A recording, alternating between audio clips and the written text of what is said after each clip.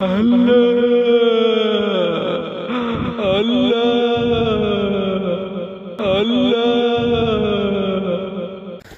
দুঃখ কষ্ট পেরেশানি লাঞ্ছনা গঞ্জনা অপমান বিড়ম্বনা দুর্ভাগ্য লজ্জা শরম ক্ষুধা পিপাসা আগুন অশান্তি হতাশা নিরাশা চিৎকার কান্নাকাটি শাস্তি অভিশাপ আযাব গজব ও অসন্তোষের স্থান হলো জাহান্নাম।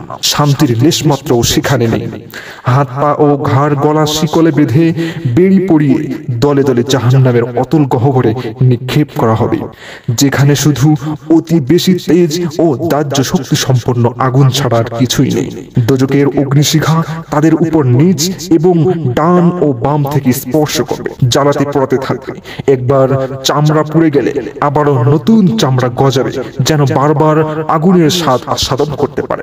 পিপাসায় প্রাণ ওষ্ঠাগত হবে। পানি চাইলে এত বেশি গরম পানি দেয়া হবে যা পান করার সাথে সাথে পেটের নাড়ি ভুঁড়ি গলে যাবে। এ হচ্ছে আযাবের উপর আযাব। তাতে পিপাসা না কমে আরো তীব্র হবে। অতি দুর্গন্ধময় জাক্কুম ও কাঁটাযুক্ত ঘাস ও গিসলিন হবে তাদের খাদ্য। ক্ষুধার তাড়নায় জঠর জ্বালায় তা ভক্ষণ করতে গেলে পেটের ভেতরে আরো যন্ত্রণা বাড়াবে। খাদ্য ও পানীয় হবে আযাবের অন্যতম উপকরণ। অতিশয় ঠান্ডা ও হিমপ্রবাহ দ্বারাও আরেক প্রকার শাস্তি দেওয়া হবে।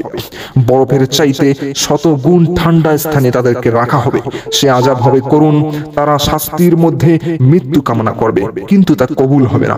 নিরুপায় হয়ে জাহান্নাম থেকে বাইরে যেতে চাইবে, কিন্তু আজ তাদের কোনো সাহায্যকারী নেই, নেই কোনো সুপারিশকারী।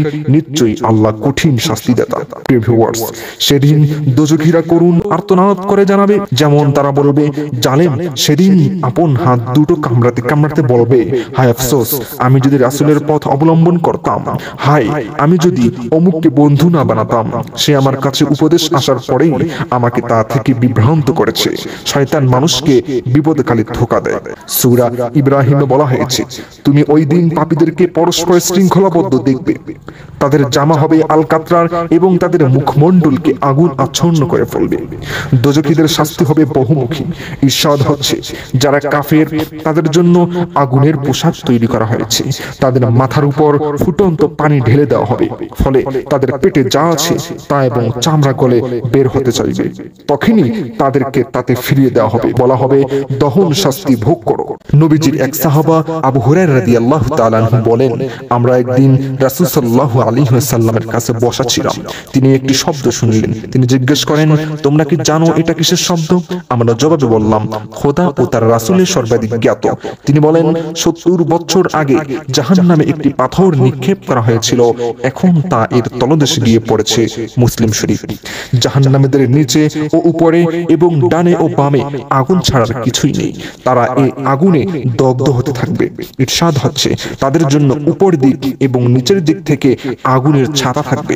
দোজখীদের চামড়া পুড়ে যাওয়ার পর নতুন করে আবার চামড়া গজাবে। এই যে জাহান্নাম আর জাহান্নামীদের দুরবস্থার কথা আমরা জানছি, আরো জেনে রাখুন কত কঠিনই না সেখানে শাস্তি রয়েছে। তারপরও সবচেয়ে ছোট শাস্তিটার কথা একটু স্মরণে রাখুন, আর সেটি এমন যে নবীজি বলেন, সবচেয়ে কম সাজাপ্রাপ্ত জাহান্নামী ব্যক্তি হলো যার দুটো জুতার মধ্যে আগুনের দুটো ফিতা থাকবে।